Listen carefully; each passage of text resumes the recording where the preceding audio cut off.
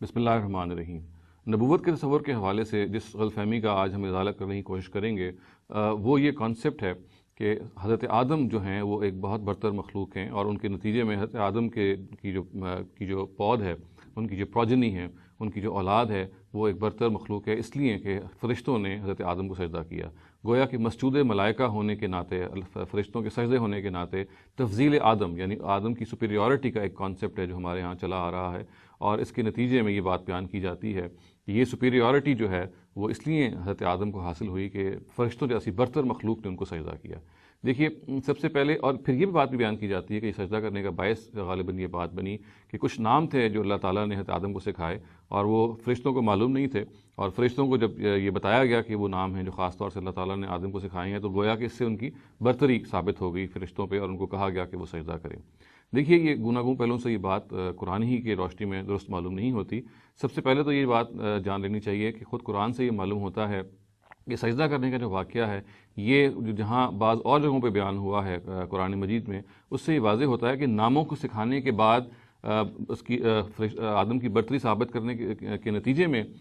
یہ ان کو حکم نہیں دیا گیا تھا کہ وہ فرشتوں کو سجدہ کریں، بلکہ سورہ ہجر میں یہ جو الفاظ آتے ہیں بعض جگہوں پہ، بلکہ ایک متعین جگہ پہ، وہ یہ ہیں کہ اللہ تعالیٰ نے یہ کہا کہ میں ایک ہستی کو بنانا چاہتا ہوں، اور کھنکھناتی ہوئی مٹی سے اس کو میں بنانا چاہتا ہوں، سڑے ہوئے گارے کی کھنکھناتی مٹی سے، اور جب میں بنا لوں، میں اپنی روح کو پھونک دوں، اس کا تصفیہ کر لوں، تو پھر انہوں نے مخاطب کر کے کہا فرشتوں سے کہ آپ نے ان کو سجدہ کرنا ہے۔ گویا کہ یہ جو سجدے کرنے کا جو حکم ہے، یہ اس موقع کی بات ہی نہیں ہے۔ قرآن کے اس مقام سے معلوم ہوتا ہے کہ جب ان کو نام سکھائے گئے اور جب فرشتوں کو نام معلوم نہ ہوئے، تو گویا اس سے آدم کی چونکہ برتری ثابت ہو گئی، اور پھر اس موقع پہ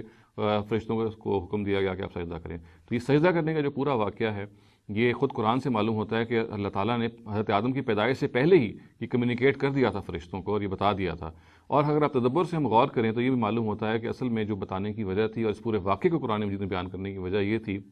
کہ یہ بتایا جائے کہ اصل چیز جو ہے وہ اللہ تعالیٰ کے حکم کی اطاعت ہے، اور اصل سرفرازی اس چیز میں نہیں ہے کہ آپ آگ سے بنے ہیں، یا آپ پانی سے بنے ہیں، یا آپ مٹی سے بنے ہیں، یا آپ نور سے بنے ہیں۔ ہمیں معلوم ہے کہ فرشتے جو ہیں وہ سب سے برتر مخلوق ہیں، وہ نوری ہیں، وہ نور سے بنے ہوئے ہیں۔ انہوں نے بھی اپنی انانیت کو قربان کرتے ہوئے اللہ تعالیٰ کے حکم پر حضرت آدم کو سجدہ کیا، اور یہ اس بات کی تعلیم تھی اصل میں کہ حضرت آدم کو اور ان کی وساطت سے ان کی پوری پروجنی کو، ان کی پوری اولاد کو، کہ اللہ تعالیٰ کے حکم کو ماننے میں سرفرازی ہے۔ اپنی انا کو ہمیں قربان کرتے رہنا چاہیے۔ ہم اپنے آپ کو بڑے سے بڑا بھی سمجھیں، کیوں نہ ہی سمجھیں، ہمیں اللہ تعالیٰ کے حکم پہ اپنے آپ کو بالکل سرگردہ کر دینا چاہیے، اور یہ بالکل ایسے ہی ہے کہ جیسے فرشتوں نے کیا کہ وہ ایک برتر مخلوق تھی، مگر محض خداوند کے حکم کے نتیجے میں انہوں نے آدم کو سجدہ کیا۔ تو اس سے یہ تعلیم دی کہ آدم کو بھی یہ چاہیے کہ وہ اپنی انانیت کو قربان کرے اللہ تعالیٰ کے حکم کے آگے، جب بھی اللہ تعالیٰ کا حکم آئے تو سر تسلیم خم کرے، اور بالکل وہ رویہ اختیار کرے جو اس موقع پہ فرشتوں نے اختیار کیا تھا۔